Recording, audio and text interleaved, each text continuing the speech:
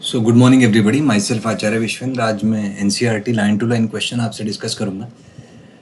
The purpose of this question answer session is कि NCERT की जो लैंग्वेज है थोड़ी सी मुश्किल है, वो उसको पढ़ने में समय लगता है और समझने में दिक्कत होती है। तो मैंने पूरे एनसीईआरटी की हर एक लाइन पे क्वेश्चन बनाए हुए हैं, जिससे आप कम समय में अपना पूरा चैप्टर एनसीईआरटी का कंप्लीट कर पाएंगे।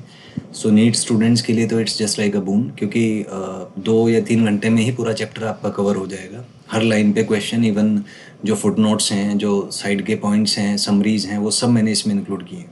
तो 2 या 3 घंटे में आप मान लीजिए बेस्ड ऑन द चैप्टर, उसके बाद आपको इसको पढ़ने की आवश्यकता नहीं पड़ेगी और अच्छे तरीके से आप इसको रिटेन कर पाएंगे।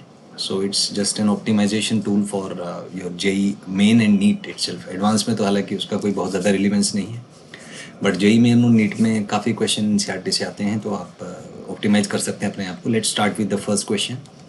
The first question is when we take off our synthetic clothes in winters we see a spark, we hear a crackle, both और नन। तो सर्दियों में जब हम अपने कपड़े सिंथेटिक क्लोथ्स को उतारते हैं तो आपने देखा होगा उसमें चिंगारी बनती है कई बार, और हमें एक साउंड भी क्रैकल का सुनाई देता है। So both will be correct, so third will be correct here. Next is lightning is an example. जो बिजली चमकती है तो it's an example of electric discharge, तो first one will be correct. Next is a sensation of electric shock while opening the door of a car और bus after sliding is due to. तो electric discharge की वजह से होता है, बस के मूवमेंट की वजह से उसमें चार्जेस इंड्यूस हो जाते हैं, और हमारी बॉडी क्योंकि कंडक्टिंग है, तो जब हम बस को टच करेंगे तो हमारी बॉडी के थ्रू चार्ज ट्रांसफ़र होगा, सो उसकी वजह से हमें फील होता है वो shock. Next is electric current discharges through our body due to accumulation of charges due to rubbing of.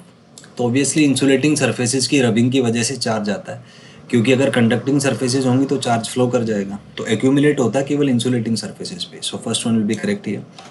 Next is electric current discharges through our body due to generation of static electricity dynamic. तो ये static electricity आ जाएगा, क्योंकि ये केवल एक momentary point के लिए होता है। The moment charge gets transferred, current gets stopped, so it's for static electricity. So first one will be correct. Next is static means anything that does not move with time, does not change with time, both. So it will be both.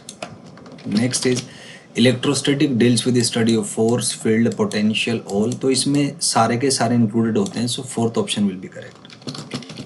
Next is the credit for discovery of fact that amber rubbed with wool or silk attract light object goes to Thales of Miletus. तो ये standard सा concept है, NCERT में दिया हुआ है, तो first one will be correct.